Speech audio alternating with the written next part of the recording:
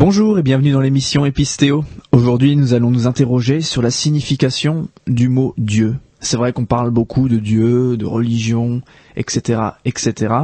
Mais qu'est-ce que c'est en réalité que ce terme Dieu? Qu'est-ce que ça désigne? Qu'est-ce que ça définit? Et donc, comme toujours avec moi pour répondre à cette question, Alexis Masson, philosophe. Donc, voilà, face à cette question, Alexis, que répondre?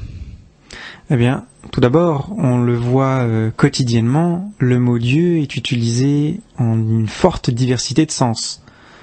Par Dieu, certains entendent le Dieu des monothéismes, c'est-à-dire un Dieu unique, parfait, un Dieu infini.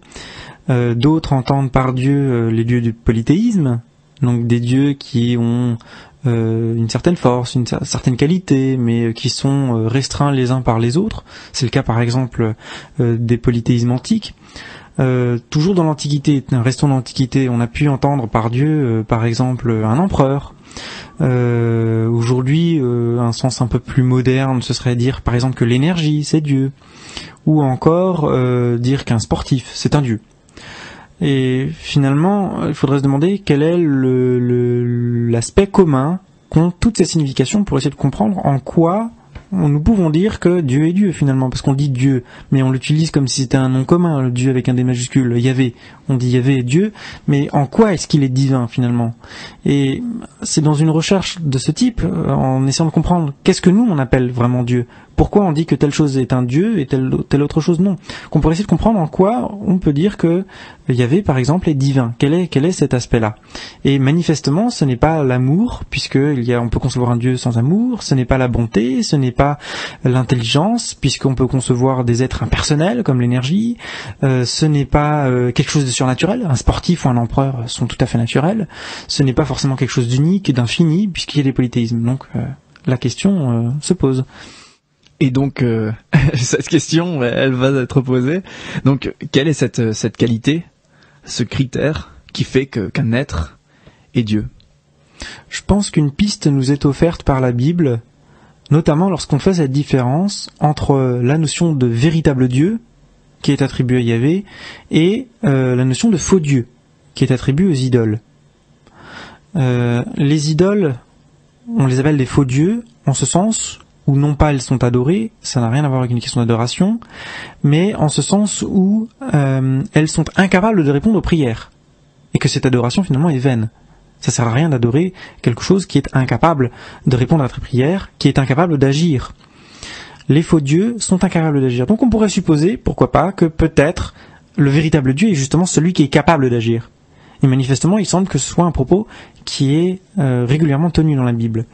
J'appuie cette hypothèse dans le sens où il n'y a pas que Dieu avec un D majuscule qui est appelé Dieu avec un D minuscule. En d'autres termes, Dieu n'est pas la seule divinité, ou Yahvé n'est pas la seule divinité. Prenons un texte de Paul par exemple, où il est dit que il existe réellement plusieurs dieux. On trouve ce texte en 1 Corinthiens 8.5, où on dit par exemple, il y a d'autres textes où on dit que Dieu est au-dessus de tous les dieux. Alors la question c'est, que sont ces dieux?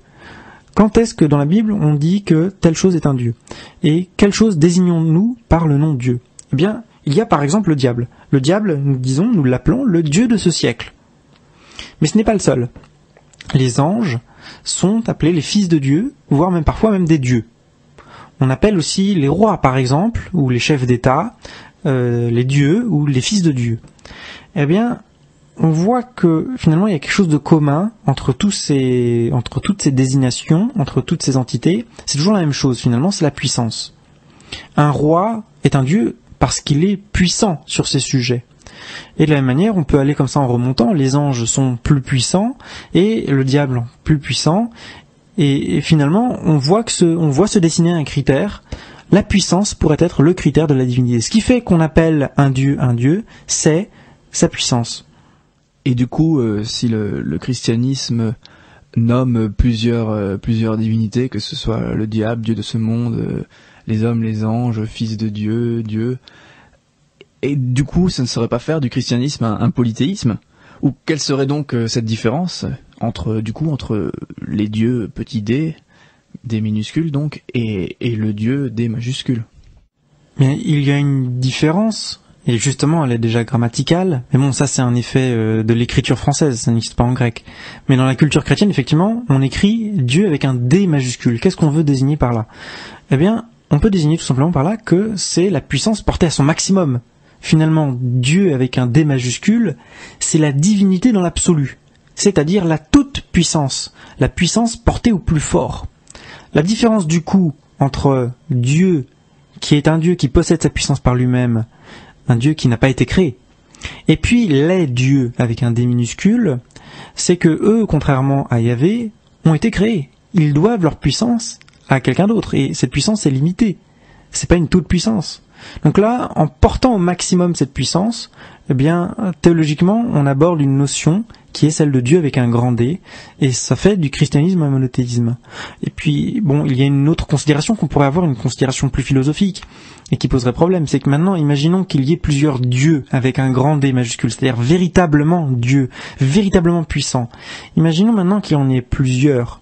Eh bien, ce n'est pas possible. On ne peut pas être à plusieurs tout puissants. Si on possède la toute-puissance, c'est qu'on n'a aucune restriction. À partir du moment où il a une autre, ne serait-ce qu'une petite puissance, eh bien ça restreint la sienne. Donc, il ne peut y avoir qu'un seul Dieu qui contient toute cette puissance et qui la prête, pourquoi pas, à telle entité ou telle entité. Mais il n'y a qu'un seul Dieu absolument tout-puissant, aussi bien bibliquement que philosophiquement parlant.